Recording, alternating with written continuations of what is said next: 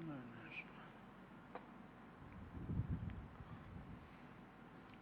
بالله من الشيطان الرجيم. بسم الله الرحمن الرحيم. السلام عليكم ورحمة الله تعالى وبركاته.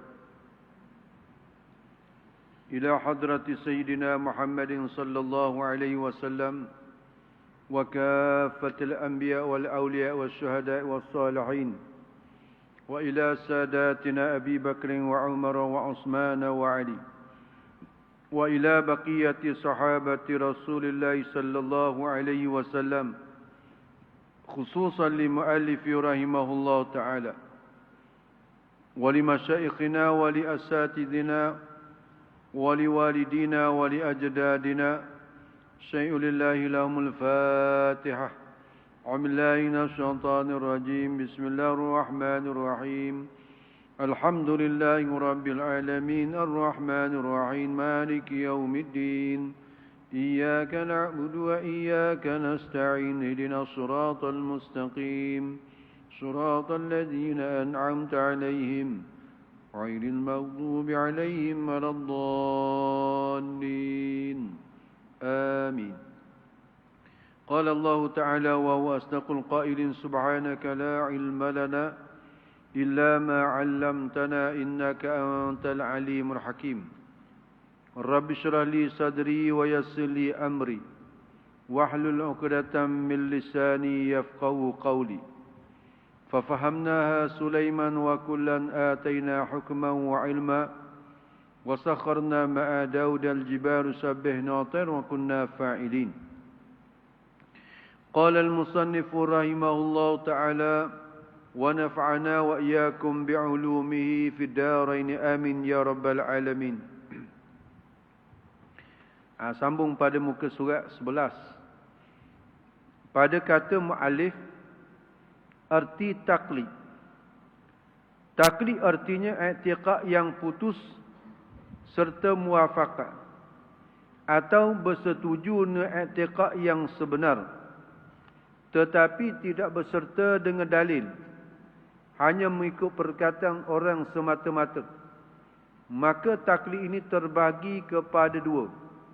Pertama, taklid dengan jazam. Kedua, taklid dengan tidak jazam. Jadi kita masuk tentang perbahasan di bawah tajuk Ma'rifatullah. Iaitu maksudnya kita mengenalkan akan Allah Subhanahu Wa Taala. Sebagaimana katanya setengah ulama, awwaluddin ma'rifatullah. Awal agama itulah kita wajib kenalkan akan Allah Subhanahu Wa Taala.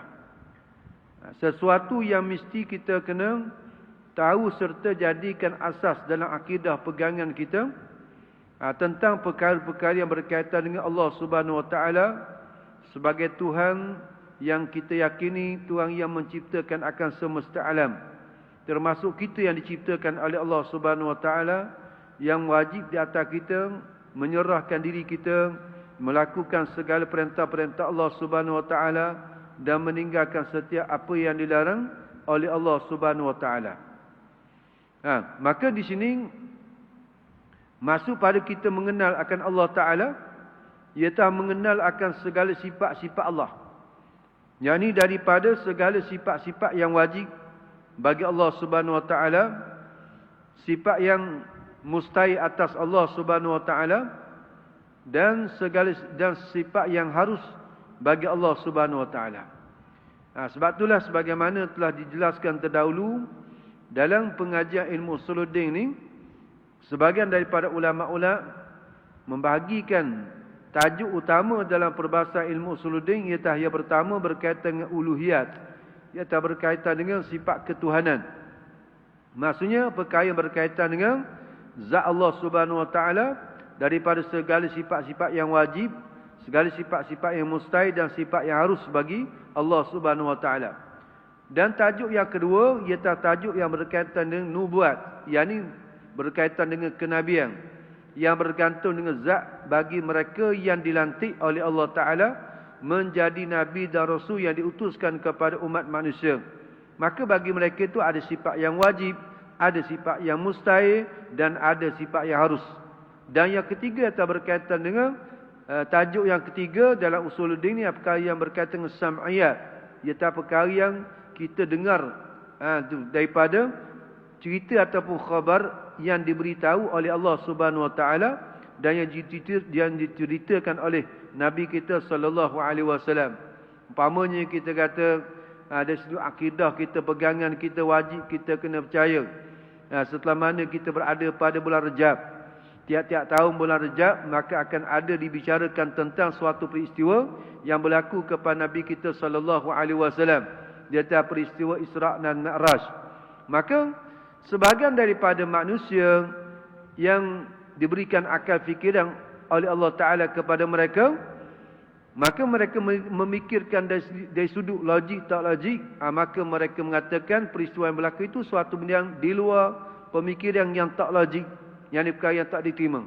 Ini golongan-golongan kufar, golongan-golongan yang tak mengiktiraf ataupun tidak mengakui tentang kebenaran para nabi-nabi dan rasul-rasul alaihi wassalatu wassalam.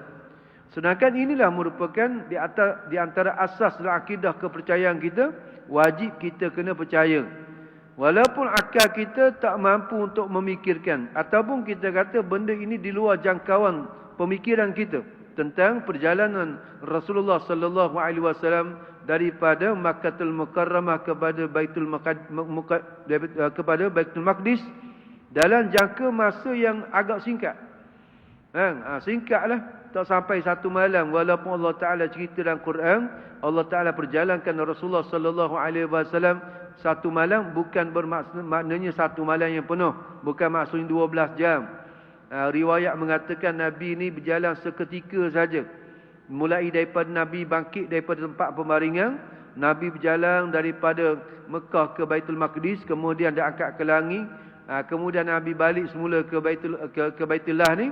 Nabi balik pada tempat pembaringan, masih lagi terasa kehangatan tempat Nabi berbaring pada awal tadi, menunjukkan bahawasanya waktu yang teramat singkat, bukan sepenuh malam. Sebagaimana Allah Ta'ala menyatakan subhanalladzi asra bi'abdi lailan. Bukan maksud lailan itu ditafsirkan oleh para ulama iaitu sepanjang-panjang malam, tidak, tetapi dilakukan itu pada sebelah malam. Mana satu juzuk daripada malam saja. Ini menunjukkan di antara benda yang wajib kita kena yakin ni. Memanglah dari sudut akal kita kaji perjalanan yang jauh tu. Ada segi kita kata perjalanan dengan kenderaan yang moden pada hari ni pun memakan masa berjam-jam. Sebab perjalanan yang agak jauh daripada Baitul Maqdis ke Mekah ni, perjalanan yang jauh. Sama ada kita naik pesawat ataupun kita berkenderaan dengan kenderaan yang darat sekalipun, memakan jarak masa yang agak lama lah. Kalau dulu zaman Rasulullah sallallahu alaihi wasallam, orang Quraisy tak percaya ataupun orang musyrikin tak percaya dengan khabar Rasulullah. Sebab apa? Sebab perjalanan pada waktu itu pada pada kebiasaan orang berjalan, sebulan pergi dan sebulan kembali. Tiba-tiba Rasulullah cerita semalaman, ini tak sampai semalaman Rasulullah berjalan dan kembali sebelum daripada menjelangnya waktu subuh. Ini suatu benda yang mustahil pada adat, tetapi harus pada akal kerana ini merupakan kekuasaan Allah Subhanahu Wa Taala.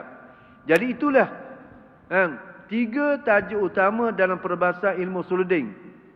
Kalau kita faham belaka, barulah kita sampai kepada peringkat ma'rifatullah, pengenalan kita kepada Allah Subhanahu Wa Taala yang menjadi kewajipan di atas kita semua.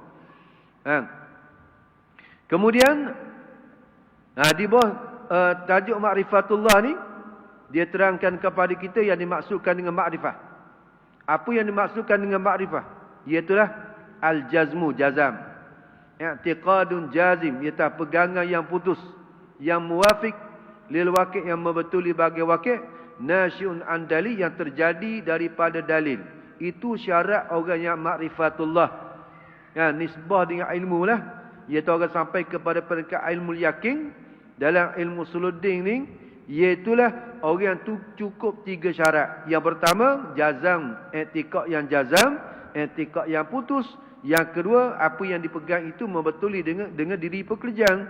Kemudian yang ketiga ialah dia mengandungi ataupun dia memahami tentang dalil.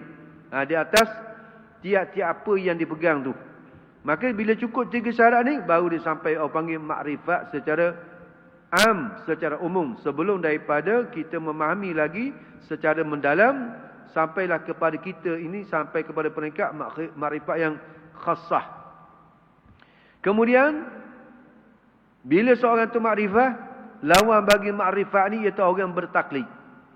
Tu soal yang kedua kita nak membicarakan di sini, ya, soal taklid. Taklid ini dalam kaedah ilmu usuluddin ialah benda yang tak diguna pakai. Sebab itulah katanya Syekh Ibrahim Al-Laqani dalam kitab matan Jawharut Tauhid, dia katanya, id kullu man qallada fit tauhidi imanu lam yakhlu min tardidi.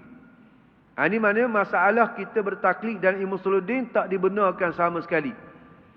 Adapun kita bertaklid dalam ilmu fiqh, itu sesuatu yang pasti, itu sesuatu yang wajib. Sebab itulah kalaulah ada setengah-setengah daripada orang kita ni mendakwa dia tu tak pakai mazhab. Dia kata mazhab ni benda yang menyusahkan. Mazhab Hanafi pun tidak, mazhab Maliki pun tidak, mazhab Syafi'i pun tidak, mazhab Hambali pun tidak, semua tak bermazhab. Dia kata makna dia tu berpandukan kepada Quran hadis saja. Bagaimana pendapat kalau orang cakap seumpama tu? Maka sebab itulah dari sudut faraq, dari sudut fiqh, wajib kita kena bertaklid dengan salah satu daripada mazhab yang 4. Jadi kalau bertaklid juga tapi dengan mazhab yang lain daripada mazhab yang 4 ni, maka juga tidak diiktibarkan. Kerana sudah tidak ada lagi mazhab yang lain daripada mazhab yang 4 ni. Di sini kita baca setengah daripada ulama-ulama mengatakan bahawasanya wa man lam yuqallid wahidan minhum, wa man lam yuqallid wahidan minhum, dan barang siapa yang tidak mengikut, bertaklid wahidan minhum, akan salah seorang daripada mereka itu.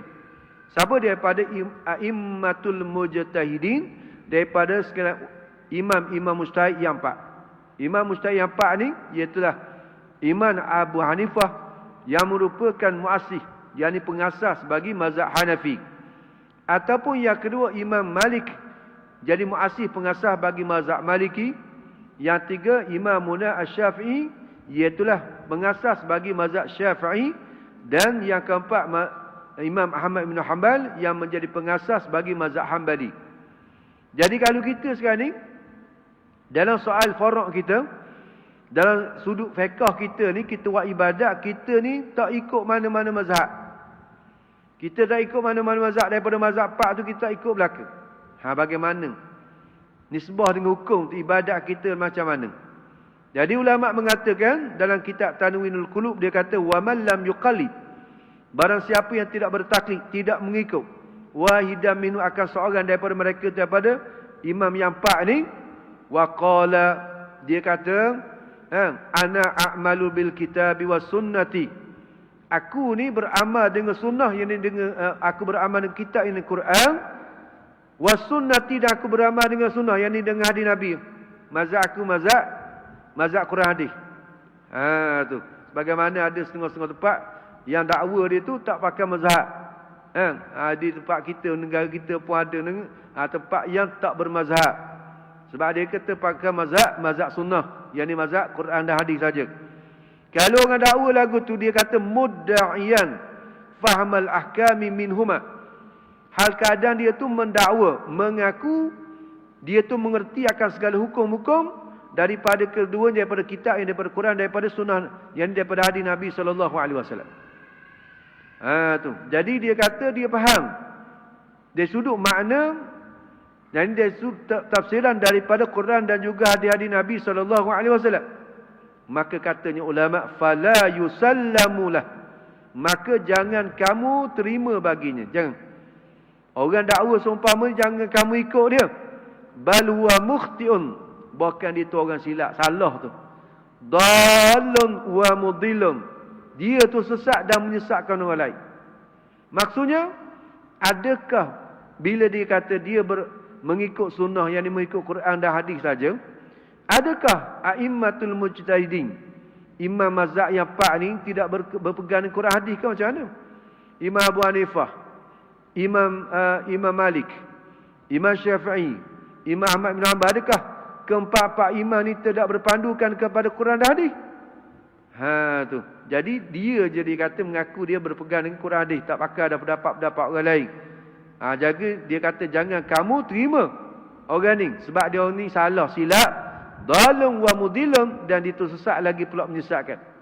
Siyama fi hadzal zaman, lebih-lebih lagi dia kata pada zaman dia. Zaman pengarang kitab ni banding dengan zaman kita ratusan tahun dah. Zaman kita lagilah tak boleh. Tu. Sebab dakwah mereka itu merupakan dakwah yang palsu. Tidak menapati dengan kaedah. Bagaimana kita nak memahami Quran? Bagaimana kita nak memahami hadis? Sebab kita ni bukan daripada kalangan ulama-ulama yang mempunyai kaedah. Sebab itulah kita dalam keadaan kita mengaji usul fiqh sendiri pun, kita mengaji qawaid fiqhiyah pun, banyak benda yang kita tak faham. Itu kita mengaji uslub bagaimana imam-imam mujtahid mengambil istidlal daripada Quran dan juga daripada hadis Nabi SAW. Sebab itulah Nabi SAW menyatakan man fasal Quran bi ra'ih.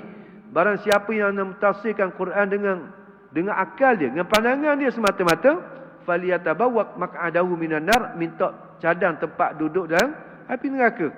Ni sudut kita kata memahami Quran ni bukan kita ambil baca Quran kemudian Quran tu di bawah tu ada terjemah, itu baru terjemahan. Banyak kan Quran-Quran dijual di kedai-kedai kan. Bawah tu ditulis Bismillah dengan nama Allah. Ar-Rahman, Tuhan yang amat pemurah. Ar-Rahim, Tuhan yang amat mengasihani. Itu orang panggil terjemahan, bukan lagi tafsir. Tafsir ni kena orang yang betul-betul memahami. Bukan hanya memahami bahasa Arab, tetapi memahami segala alat-alat yang berkaitan dengan tafsir Quran. Daripada ilmu nahwu sarah, daripada ilmu balaghahnya, daripada usul tafsir, daripada asbabun nuzul. Itu semua wajib nak tahu belakang. Bukan ikut orang, tetapi dia itu ada kaedah-kaedah yang tertentu. Itu kaedah-kaedah yang ada pada mereka yang diberikan oleh Allah Subhanahu wa taala. Tu. Jadi kadang-kadang dia kata dia faham, nak faham macam mana, tengoklah dia tafsir tentang ayat-ayat sifat. Allah Ta'ala yang menurunkan Quran, dan Allah Ta'ala juga menjelaskan Quran ni ada dua fasal. Ada dua bentuk. Satunya namakan dia tu sebagai ayat yang muhkamat. Quran itu ada ayat yang muhkamat, yakni ayat yang menyatakan sesuatu perkara itu dengan jelas, tidak berhajat lagi kepada takwilan. Contoh kita kata masalah Allah Ta'ala perintah kita mendirikan solat. Allah Ta'ala perintahkan kepada kita mengerjakan ibadat puasa pada bulan Ramadan. Itu dijelaskan oleh Allah Ta'ala yang boleh kita fahami secara literal ayat tersebut. Allah Ta'ala sebut, aqimus salah, hendaklah kamu dirikan akan sembahyang. Itu sebutan secara perintah. Tetapi untuk kita memahami bagaimana untuk mendirikan solat, perlukan kepada penelitian. Dari sudut memahami akan makna daripada Quran dan juga daripada hadis Nabi SAW. Sehinggalah ulama menerbitkan daripada aqimus salat itu, apa dia? Daripada syarat-syarat wajib semayang, daripada syarat-syarat sah semayang, daripada rukun-rukun semayang, daripada perkara yang membatalkan semayang, daripada benda yang sunat dalam semayang, daripada perkara yang makruhat dalam semayang. Semua terbit daripada Quran dan hadis. Kalau setakat kita sendiri, kita mampu ke? Kita nak keluarkan istinbat, istidlal, kita nak mengeluarkan dalil-dalil daripada Quran hadis, sehingga kita boleh menulis ataupun kita ambil faham daripada ayat Quran ataupun daripada hadis itu tentang segala perkara yang berkaitan dengan solat. Cuma kita faham dari sudut perintah secara umum Allah Ta'ala suruh aqimus salah. Dan begitulah dari sudut wa atuz zakah, dan kamu keluarkan akan zakat. Siapa dia membentangkan zakat fitrah, zakat tanaman, zakat ni, macam-macam zakat ni. Kemudian adanya syarat-syarat bagi zakat daripada kita kata nisab, haul dia tu. Siapa dia yang membentangkan? Siapa dia yang mentadbikkan daripada Quran, daripada hadis? Kita para alim ulama kita. Untuk kita memang kita tak faham pun. Dan kadang ulama dah mentakrirkan dalam kitab-kitab, tentang zakat ni pun kadang-kadang kita masih lagi keliru. Tu masih lagi keliru. Nanti lagi nak masuk bulan Ramadan, lagi bulan Ramadan, tanya pula, mana cara nak keluar zakat fitrah ni? Sedangkan zakat fitrah duk keluar tiap-tiap tahun dah. Dia tanya lagi, boleh tak beri ke orang ni, boleh tak beri ke orang ni, boleh tak pindah harta zakat ni pada tempat lain. Tu mana benda yang sama saja kadang-kadang sentiasa ditanya. Ni menunjukkan bahawa lemahnya kita ni. Sebab tu tak salah kita nak lawa kita ni. Faham Quran hadis dengan kaedah kita, tak ada kaedah kita ni. Bohong saja. Tu mana sebab tu dia kata jangan kamu terima orang yang kata dia tu beramal dengan Quran hadis saja. Sebab semata-mata pegang Quran hadis sesat juga. Ni kita kata dari sudut ayat yang muhkamah. Contoh lagi kita kata Allah Ta'ala firman, ya ayyuhallazina amanu kutiba alaikumusiyam. Ni kita nak adab bulan Ramadan tadi.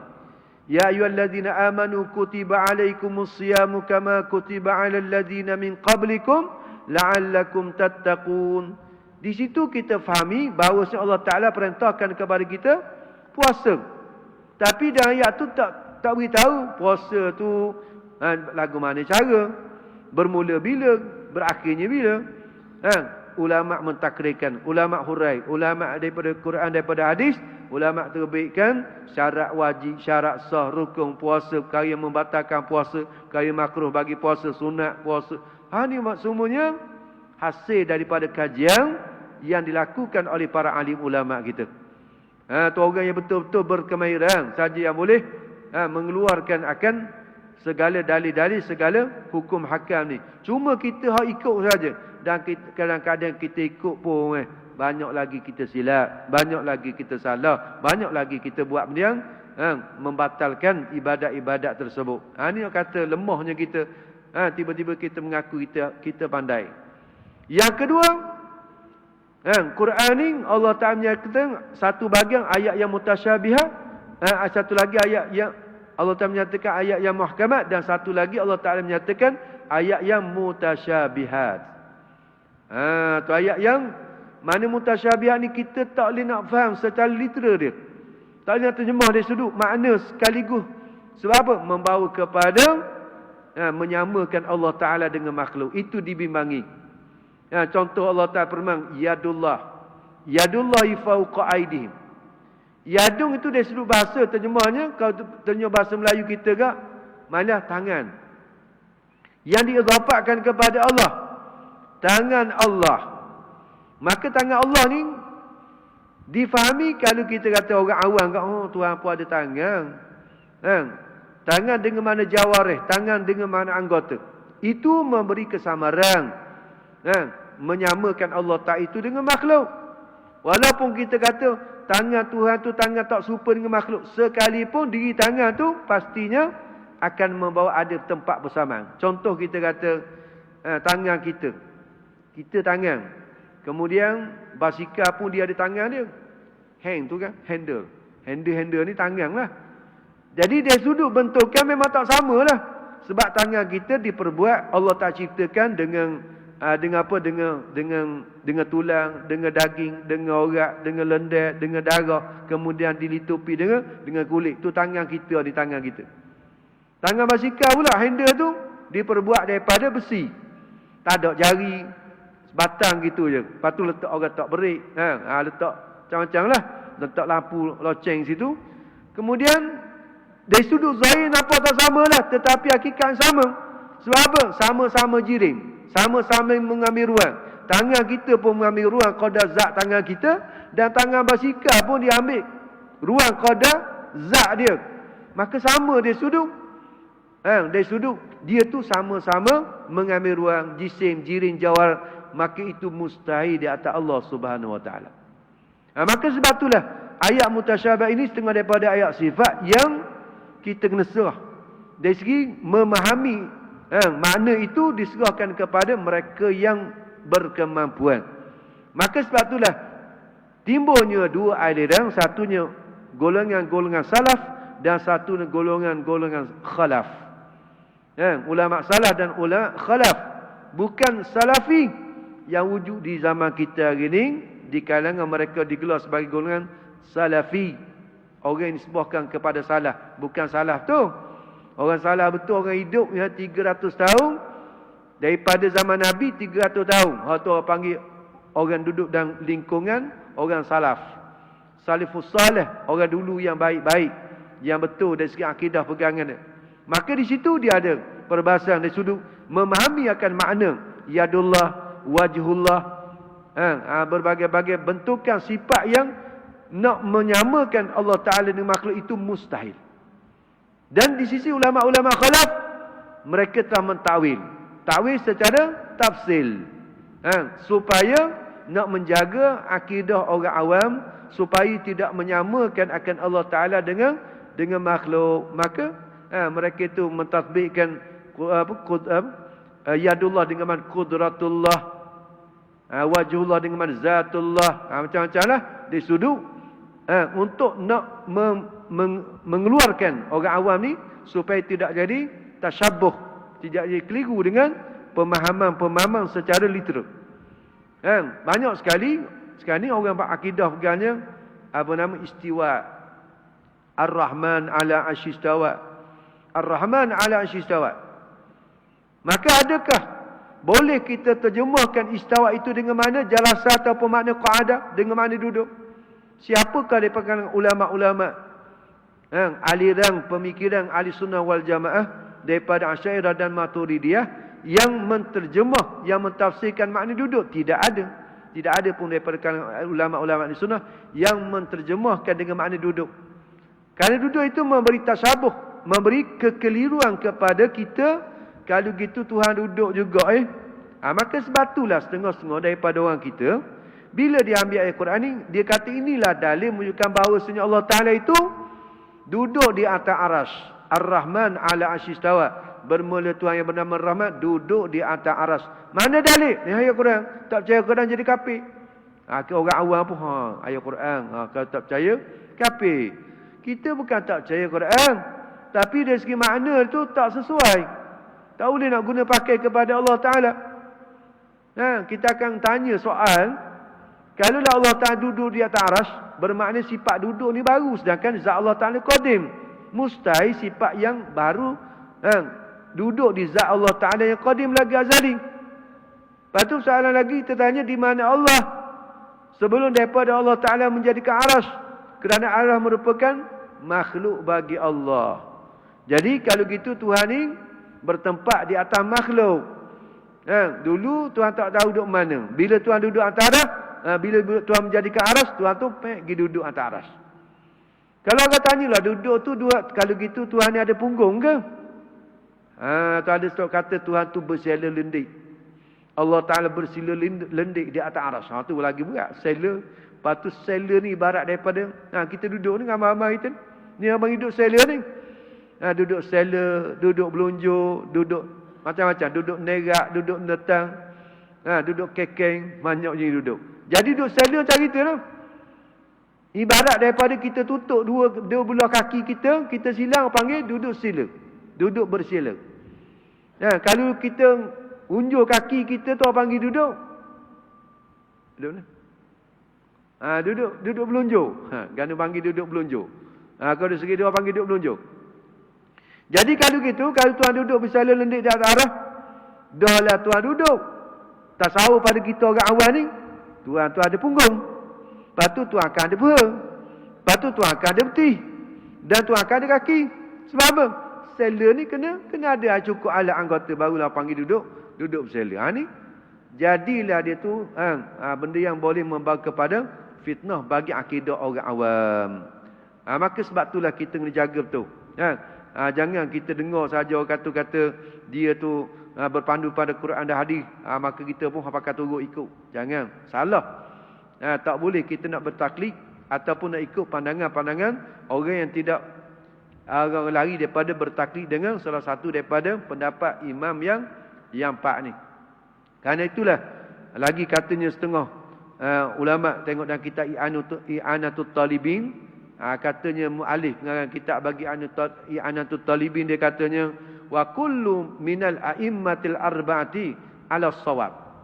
Bahawa setiap-tiap daripada imam mujtahid yang empat ni, Imam Abu Hanifah, Imam Maliki, Imam Syafi'i, Imam Ahmad bin Hanbal. Dia kata segala imam yang 4 ni ala sawab, di atas betul belaka. Kita boleh ikut mana-mana mazhab yang 4 ni. Kita hari ni ikut mazhab Syafi'i. Kita kata majoriti di Malaysia kita, tu peringkat persekutuan ataupun peringkat negeri, mana dari segi sudut fiqh kita bermazhab dengan mazhab Imam Asy-Syafi'i rahimahullah taala.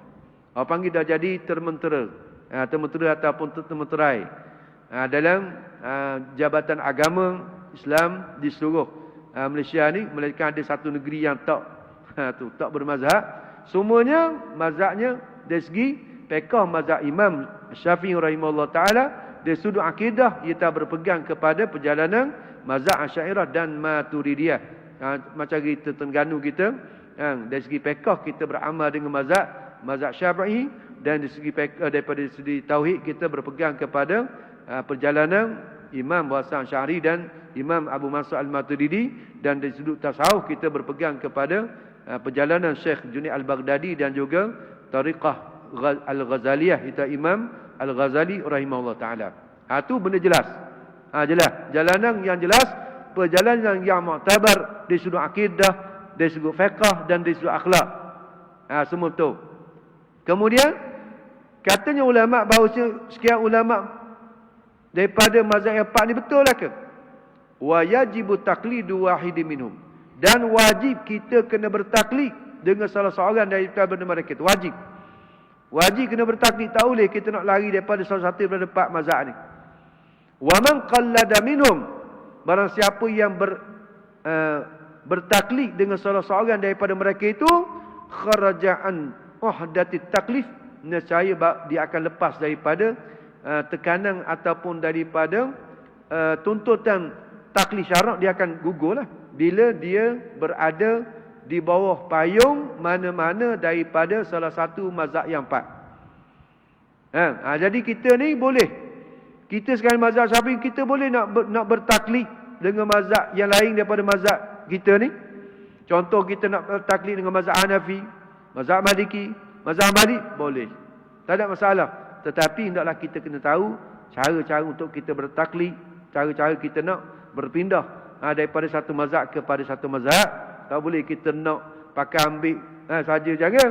Sebab boleh jadi talfiq pada hukum. Imam Nawawi sebut akan berlakunya talfiq kalau orang tak mahir tentang cara untuk bertaklid. Contoh kita orang mazhab Syafi'i, lepas tu kita nak taklid dengan mazhab Hanafi. Boleh, tak ada masalah. Tapi kena tahu cara, kaedah lah.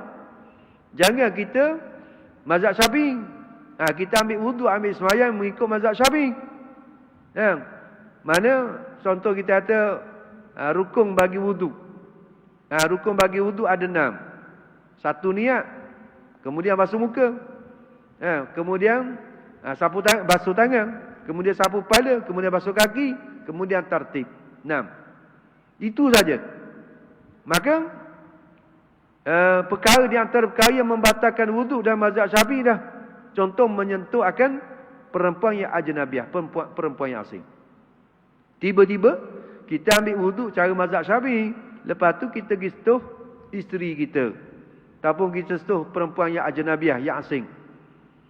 Kemudian bila kita sentuh, kita pun nak bertaklid dengan mazhab Hanafi. Sebab mazhab Hanafi ni dia semata-mata sentuh saja, tak membatalkan wudu lagi. Kita lamastumun nisa tu, sentuh wanita tu semata-mata sentuh, tak berlapik, maka batal wudu air sembahyang kita. Mazhab Hanafi dengan semata-mata sentuh, walaupun tak berlapik, tak batal lagi di sini mazhab dia. Sebab apa?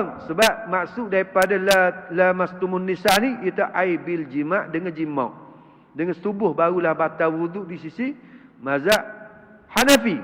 Jadi kita pun orang mazhab Syafi'i ambil wudu cara mazhab Syafi'i, tiba-tiba kita nak bertaklid dengan mazhab Hanafi, maka tak boleh. Sebab apa? Sebab dari segi sudut wudu kita itu, kita tidak meraih akan perkara yang wajib dalam mazhab Hanafi. Jadi kita nak bertaklid dengan mazhab Hanafi boleh, tapi dari segi wudu kita tadi ambil semayang kita, hendaklah kita meraih akan sebahagian daripada perkara lain lagi yang menjadi wajib ataupun menjadi rukun dalam mazhab. Contoh dalam mazhab Hanafi istinsyak madmadah, masuk air ke hidung berkomor tu benda yang wajib. Kita sunat je. Kemudian kita menyapu sebahagian kepala. Wamsahu bi ru'usikum. Tengok. Lapar wamsahu bi ru'usikum. Dan hendaklah kamu sapu dengan kepala kamu. Mana maksudnya di sisi mazhab Imam Syafi'i, pendapat Imam Syafi'i kata mana sapu satu juzuk daripada kepala dah apa dah. Yang ni kalau kita sapu sorak rambut tu duduk dalam hak kepala, memada, sah dah. Tapi dari sudut pemahaman Imam Abu Hanifah, dia dengan lafaz jamak biru usikum, mana sekalian kepala. Di sisi mazhab dia kena sapu, kena basuh semua kepala. Kita basuh coteknya, nak pergi setuh perempuan, kita nak ukur kata tak batal. Tak boleh, kita tarai dengan pandangan mazhab dia. Ini sudut yang perlu kita kena tahu. Supaya tak jadi talfiq pada hukum. Tu.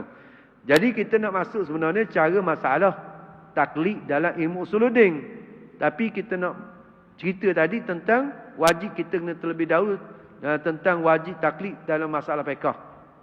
Sebab masyarakat kita hari ni, masya-Allah lah, banyak sangat ni maklumat ilmu ni macam-macam, macam-macam. Jadi sebab itulah kita kena ambil ilmu daripada ahli ulama yang panggil yang betul-betul.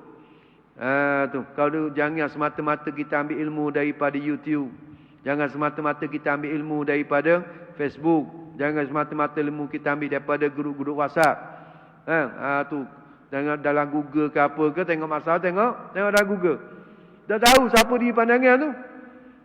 Kita pun pakai ikut je, pakai turut je. Haning lah yang akan jadi bahananya dalam masyarakat, jadi perpecahan dalam masyarakat.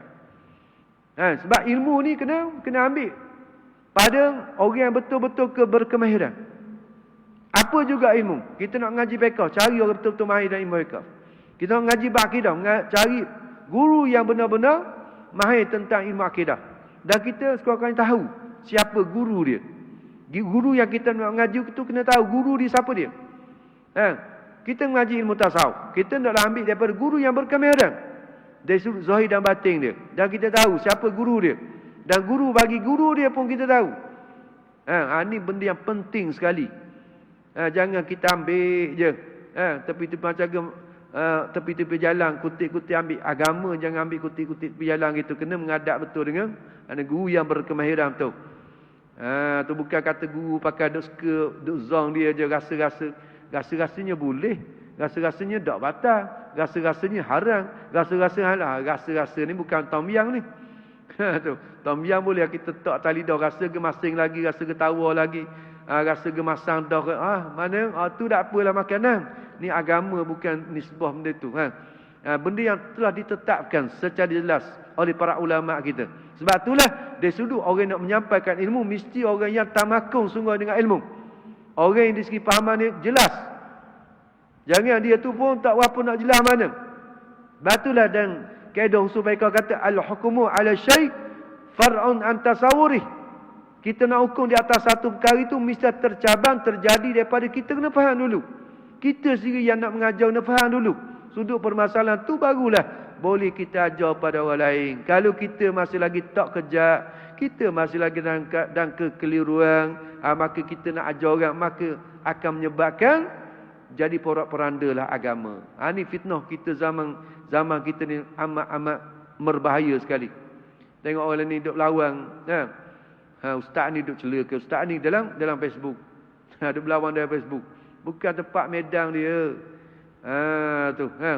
Duk berlawan dalam Facebook, ni duk celaka ni, ni duk kutuk ni, ni duk panggil puak ni, panggil puak ni. Jadi orang awam dia tahu pening ni, kat mana ni. Nak pakai mana seorang ni. Hak ni pun tak martabat syekh. Hak ni pun martabat syekh juga. Hak ni pun ada doktor PhD juga. Hak ni ada doktor PhD juga. Hai pun pening. Hak ni pekat tok guru panggil. Hak ni pekat tok guru juga. Dok balak, dok maki hamung. Orang awam tengok je. Ni. Jadi bahaya, bahana. Akhirnya orang awam tak boleh pakai belakang orang di mana-mana. Lepas tu pakai bawa sendiri sudahlah. Bawa sendiri. Tu. Jadi hak ni cara bawa ni, sesat habis-habis. Sesat mana bukan sesat barat. Orang panggil sesat barat. Tak tahu ke mana.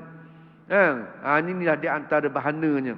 Bila orang yang alim ni tidak amanah dengan ilmu. Dan kadang-kadang dia tak faham pun. Dia baca. Ataupun dia tengok YouTube tengok. Ataupun dia tengok dalam dia Google masalah dia. Lepas tu dia cakap. Moga dia pandai cakap. Akhirnya, inilah di antara punca-punca berlakunya kesesatan. Sebab tu kita kena tahu tempat ambilan. Tempat ambilan. Ni kita bahan sudut ni dan kitab mana kau? Dan kitab mana? Barulah betul, barulah kena. Tu jangan mudah kita terikut bila orang tu cakap sedap. Zaman kita hari ni. Zaman kita ni setengah-setengah cakap bab agama ni macam orang jual bab dah. Tapi kalau cakap marah dia orang jual bab pula. Tahu macam orang jual bab dah. Dia jual bab dia tu kalah farmasi. Kalah klinik. Kalah hospital. Dia pandai dia oleh dia pandai cakap. Macam kalau makan ubat dia tu macam ke teruk buang. Penyakit tu teruk buang, tak payah. Tak payah tu dah. Tu pandai dia cakap. Tapi dari sudut kebenaran setakat mana? Dari sudut kebenaran. Tu kadang-kadang berlakunya pendustaan. Bukan kata semua dah. Kadang-kadang banyak yang berlaku pendustaan. Tu dusta cakap. Tapi orang terpengaruh. Sebab apa sedap cakap? Cakap sedap. Begitulah orang zaman ini. Pandai cakap. Sebab tu Nabi cerita di akhir zaman ni, akhir zaman kasirul khutabah. Ramai orang pandai cakap, pandai ceramah, pandai bertazkirah, pandai berbicara, pandai. Dia sudut. Cakap bab tasawuf sedapnya dia. Tu dengan kaki tangan ni berseranggah sekali cakap. Tu siapa dia tu tarik orang, siapa orang menangis. Siapa bekak menangis. Tu tapi dalam tak ada dia, roh tak ada. Ni tak ada roh. Bagaimana dia tu nak menyelamatkan akan ummah kalau dia sendiri tak merasai. Ni ada seorang yang berpengalaman lah. Dia cerita tentang bagaimana dulu dia masa zaman dia jadi pakar motivasi. Tapi dia umur 80 lebih sekarang ni. Masih lagi ada lah. Dia cerita pengalaman dia. Nak kata dia dulu orang bagi agama, cakap bab agama memang orang menangis lah. Dia hebat. Cakap dia. Kemudian satu program dia buat, satu program. Program yang terakhir dia buat. Allah Ta'ala nak tunjuk ke dia. Allah Ta'ala nak tunjuk ke dia satu program tu. Dia zaman tu kira mahadah lah. Dibayar satu malam untuk program Qiyamul Lail. Mana Qiyamul Lail dia bawa semayang dan juga dia ceramah serta lepas pada tu kuliah subuh. Mana dibayar pada waktu tu agak mahadah lah 6,000. RM 6,000. Tu zaman kita ni lagilah. Era tahun 80-an tu dibayar 6,000 dah. Tu. Jadi satu program yang dibuat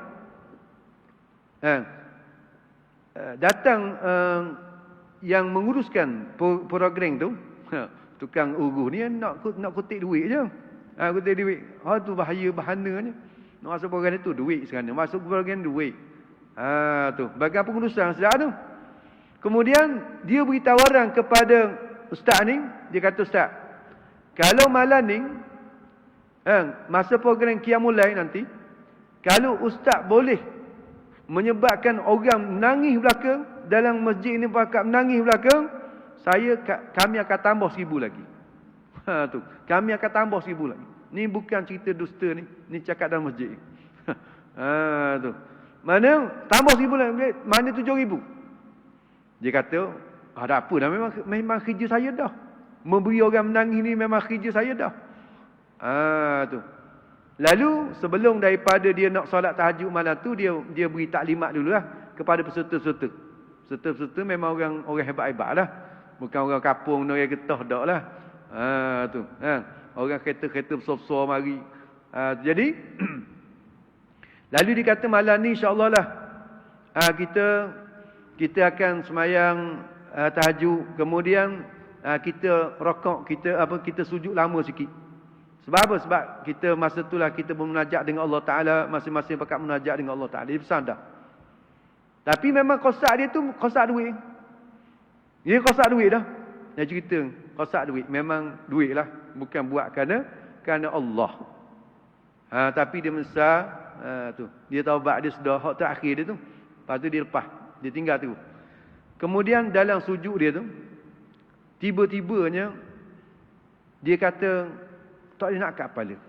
Seperti ada satu tekanan di atas tekak dia ni. Tak boleh nak angkat kepala. Mana sujud tu, dah nak angkat kepala. Tapi mujur dia kata dia pesan dah tadi masa taklimat tadi, mana pagi ni kita akan sujud lama. Jadi masing-masing tak muskil lah. Dia ni tak nak bangun. Lama dah. Mana agak lama sangat dah lah. Tak nak angkat, akhirnya dia menangis. Dah sujud dia mari penyesalan. Dia menangis. Dia taubat pada itu. Ya Allah, sekiranya engkau beri kepada aku kemampuan untuk aku angkat kepala pada pagi ni, aku bertaubat kepadamu dan aku tinggalkan bidang ni. Kerana ini yang membinasakan diriku. Lalu dia taubat tekah tu juga, Allah Ta'ala lepas tu boleh bangun. Lepas pada tu dia taubat. Ni kata. Tu macam-macam orang, macam-macam ragam. Hak yang menangiskan orang, tapi dia tak menangis pun. Dia berlakon je, pelakon. Ni yang kita takut ni. Wayang-wayang yang kita takut. Tu. Kan kita kan wayang, kita tengok filem kan, filem sedih. Tengok filem ni ustaz, walaupun tak erti. Tu kita tahu orang-orang tua-tua tak erti sangat. Tengok sari kata bawah tak erti. Apa tahu lagi nak dengar bahasa dia tu. Tapi betul ke hero kena katak kat menangis, jebek je. Tuk-tuk tu. Nangis kat. Tu. Pandai dia. Dia dapat berpuluh ribu bayaran yang dia dapat, dia berlakon menangis kat kita. Kita sesang tak boleh. Pahala boleh. Pahala pun tak boleh. Bahkan dosa pula mesia-siakan waktu kita. Tengok. Tu. Batu dah dalam bab sudut agama beginilah kita kena berhati-hati. Kan? Ramai sangat hari ni hok cakap, hok ceramah, hok pandai sangat duk tarik orang. Tapi bukan maksud saya kata semua dah. Sebahagian yang merosakkan akan agama kita. Kena jaga sungguh. Kena jaga.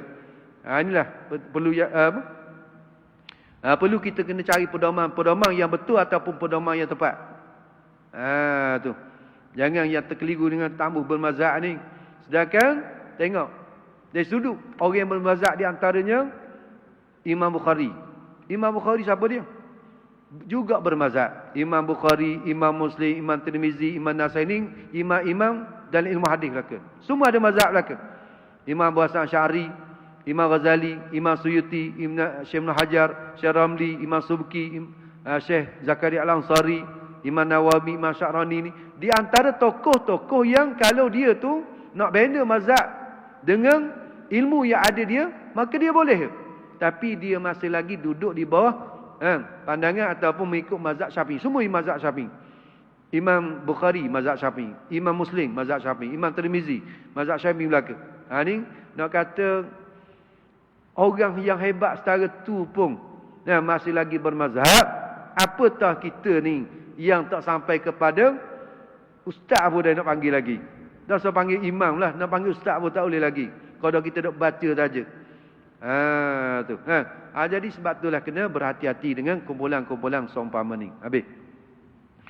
Jadi nak kata ingatlah bahagian mazhab ni wajib kita kena bertaklid dengan mana-mana mazhab, jangan terkeliru dengan pandangan yang salah ataupun pandangan yang menyesatkan. Kerana Nabi kita SAW pesan dalam satu hadis yang sahih, riwayat daripada Imam Muslim, Rasulullah menyatakan, saya khuruju fi akhir zaman.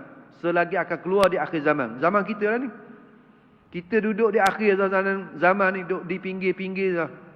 Nak jatuh lela dah ni, congik sangat dah ni. Zaman kita ni. Jangan kita rasa zaman kita ni, kita akan menemui zaman keselesaan, tidak. Kita akan menuju kepada zaman yang lagi dahsyat. Masa kita ni susah dah ni, akan datang susah lagi.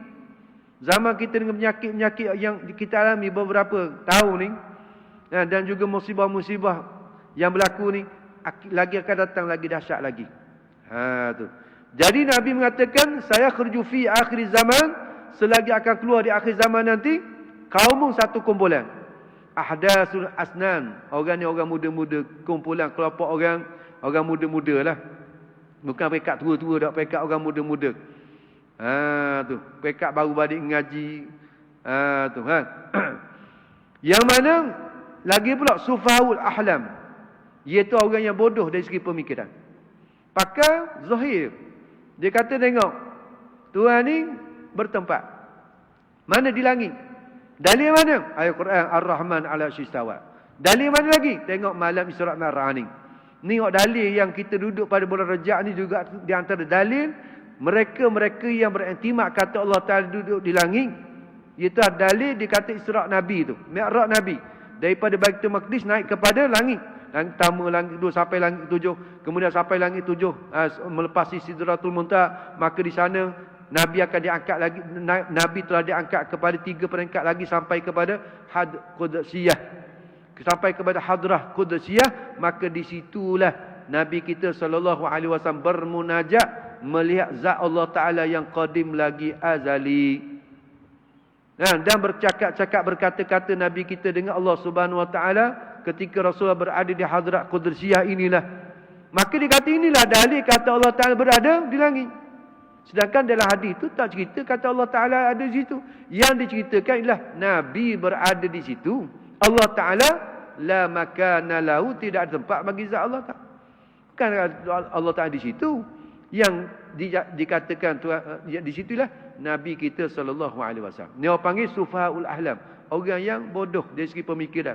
Pakai makna zahir. Dan kan itu perlu kepada takwilan. Yaqulu min khairil qaulil bariyah. Nabi kata orang ni cakap dengan sebaik-baik perkataan manusia.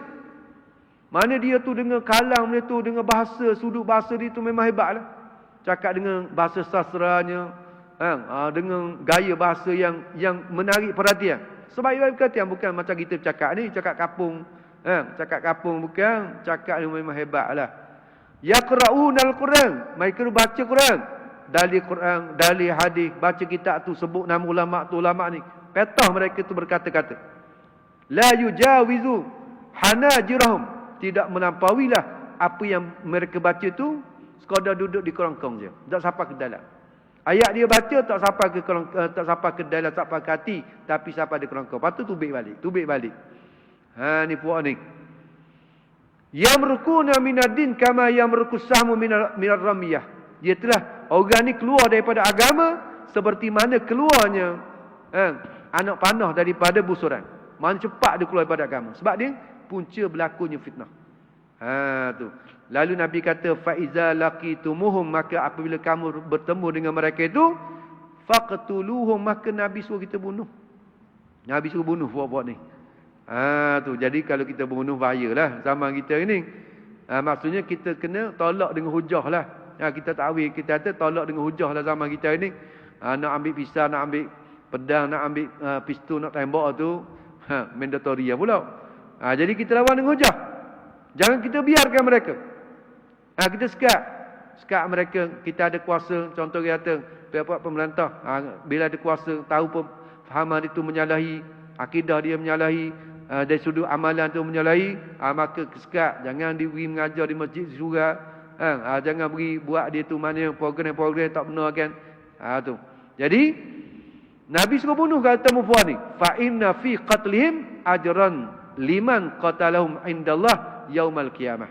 Bahawa pada membunuh mereka itu mendapat pahala bagi mereka yang membunuh akan mereka itu insya-Allah taala pada hari kiamat. Hadis rawahu Muslim, hadis yang diriwayatkan oleh Imam Muslim. Jadi sebab itulah kita kena berhati-hati dari sudut kita ni wajib kena bertaklid dari sudut fiqh dengan mana-mana salah satu daripada mazhab yang muktabar, mazhab yang 4. Maka kita alhamdulillah di ganu kita dari segi fiqh kita merzak dengan berpegang dengan perjalanan mazhab Imam Asy-Syafi'i rahimahullah taala.